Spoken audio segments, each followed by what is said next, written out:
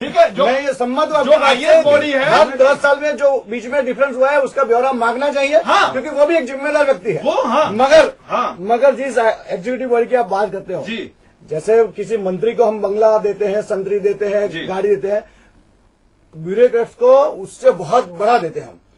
उनको कम देना चाहिए तो इनको भी देना। आप वडोदरा के कलेक्टर का बंगला देखिए, तुम्हारे मेरे 50 लोगों के मकान हो जाए, उनसे भी कत्ल करना चाहिए। सब लोगों को साथ में रखो, अपने नहीं।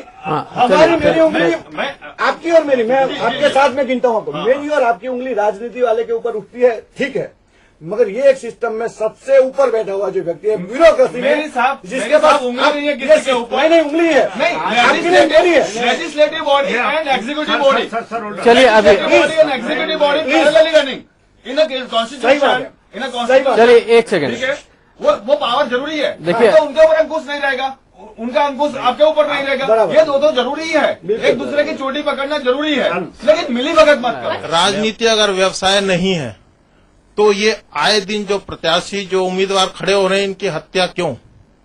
सेकंड चीज, राजनीति को इस तरीके से कुर्सी या सत्ता लेने के लिए इस्तेमाल करना कि जैसे एक प्रोडक्ट नया चालू होता है उसकी एडवर्टाइजमेंट इतनी होती है कि जिसकी एग्जैक्ट वो नहीं होता है।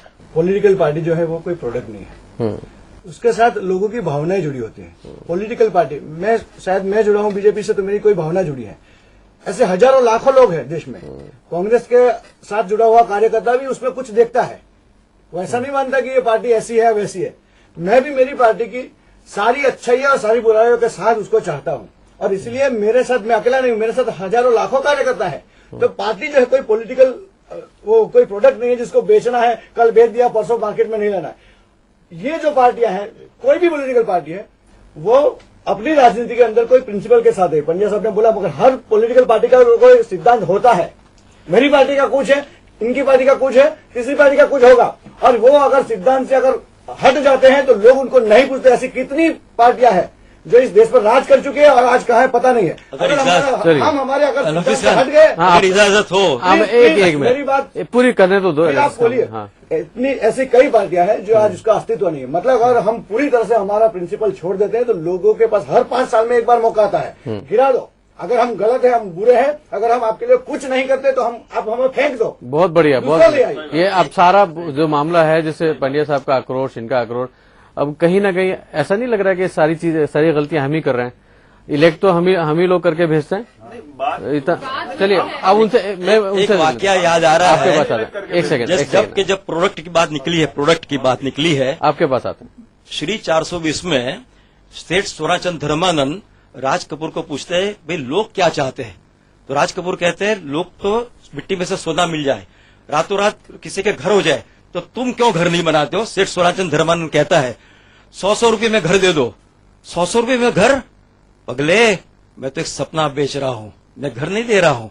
ऐसी पॉलिटिक्स भाषा होती है। जब घोषणा पत्र में बोलते हैं लोग बाद में भूल जाते हैं, और बाद में वो घोषणा पत्र को, they are not executing the ghoshna patra, और जो प्रजा है वो वहां की वहां रह जाती है। ये डायलॉग मैं इसलिए बोल रहा हूँ कि ख्वाजा मोहम्मद अब्बास ने आम आदमी को सोच में रखकर ये डायलॉग लिखा था कि मैं सपना बेच रहा हूँ, घर थोड़ी दे रहा हूँ। आज हम लोग डिस्कस कर रहे हैं कि जो भी पॉलिटिशियंस है उन्होंने राजनीति को व्यवसाय बना लिया है, बट उसके लिए रिस्पॉन्सिबल कौन है? वी पीपल सिटिंग हियर, हम जो लीडर्स हैं उन्हीं पे पॉइंट आउट कर रहे हैं कि भाई इन्होंने व्यवसाय बनाया है, बट हम ही उनको चांस दे रहे हैं कि उस चीज को व्यवसाय बनाए। आज अगर एजुकेशनल इंस्टीट्यूशन में कोई अगर एडमिशन लेने जाता है और सामने अगर पैसा मांगता है, you give it him the money, आप पैसा दे रहे हो, इसीलिए वो व्यवसाय बन रहा है।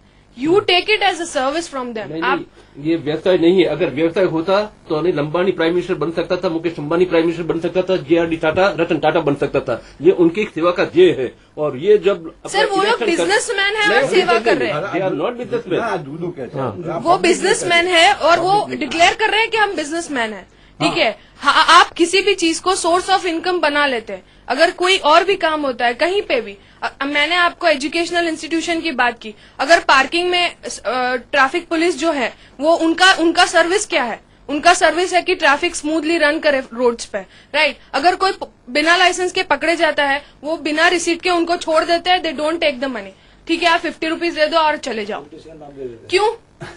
वो इनकम बन गई, उसका काम ही नहीं है कि पैसा लेके वो उसको छोड़ दे। चलिए, आपकी बात से ये अंदाजा है कि ये कहीं ना कहीं अश्विन भाई कुछ बोलना चाहते हैं, इनको भी बोलने दो, इनको भी बोलने की बात आई, इसका थियरी ऑफ थॉमस मन, और उसके ऑपोजिशन लोग ने बोला इट्स अ इकोनॉमिक थॉट कि to cast a vote in democracy is nothing but to give a concern to rule over you. Yes. And that is for 5 years. So you have to keep faith on them. Number one. Number two, you cannot rule upon a person. You cannot rule upon a person by whose consent you have to rule. आपका जो आक्रोश है ना, ये politician को second thought से बदनाम करता है. रूल और service, rule and service democracy नहीं, सर्विस देखो, सुनो, rule on military ruling is a militaries work. इसके बाद बताइए, पहले सुन लें. मेरे को सुनो, रूल मिलिट्री वर्क दे. डेमोक्रेसी में आफ्टर ऑल तो रूल ही करना पड़ता है. Who rules the party? Which party rules the government? Congress, BJP. You don't consider that if I am doing as a congressman, I have to give service. But as a MP, I am a ruler. As a chief minister, I am a ruler. So you cannot consider in a different way. And there is a scope for you. Okay, you can remove them for 5 years. And thirdly, I am telling you, don't consider. 1 minute. Okay, after the 60 years, there is no progress in our country. Whoever rules. और देखो, सुनो, राजा का भी राज था, तो अब राजा के राज में जितने जितने राजा हिंदुस्तान में है, उसका रेखांकन देखो. दुनिया भर के सब राजा के घर में राजमहल दिखेगा. पूरी बात सुनो.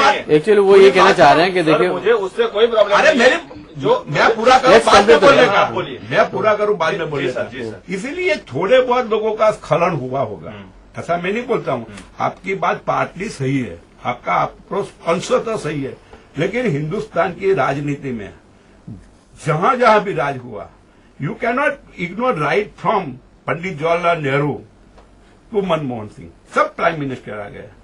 और यह जो प्राइम मिनिस्टर टॉप मोस्ट होता है ना, वो टॉप ही रहता है. बाकी का थोड़ा स्खलन होता है, रहता है. उसके अलावा ऐसी हर क्षेत्र में कुछ न कुछ हुआ है. चलिए, एक मिनट, आप दोनों के बीच में मैं थोड़ा दोनों के बीच में मुझे बोलने की इजाजत दीजिए कि सर, मैं ये चाह रहा था कि आप बार बार मैं कह रहे हैं कि थोड़ा सा स्खलन होता है, थोड़ा कुछ अपवाद होते हैं, तो सर अपवाद का थोड़ा सा रेशियो अगर आप बताएं. जैसे मान लीजिए बहुमत पाने के लिए आपकी पार्टी को 545 में से 50%, मोर देन 50% चाहिए, तो उसमें जैसे अगर अंदाजा लगाएं कि 225 या 226 वॉटेवर, तो उसमें से कितने लोगों का ऐसा है? रेशियो तो बताइए सर, तो बात क्लियर हो जाए कि भाई 50 लोगों का ऐसा हो रहा है या 60 लोगों का ऐसा हो रहा है. अब ऐसे आप उलझा रहे हैं, हम तो पहले उलझे हुए लोग हैं. सर मुझे सुनो, हाँ बताइए. स्खलन है ना, तो मेरी राय से ज्यादा से ज्यादा 20 से 25%, 25%, 20 to 25%. बाकी सब लोग सिद्धांत, बाकी सिद्धांत मारा नहीं, बाकी के लोग अपने they act as per sir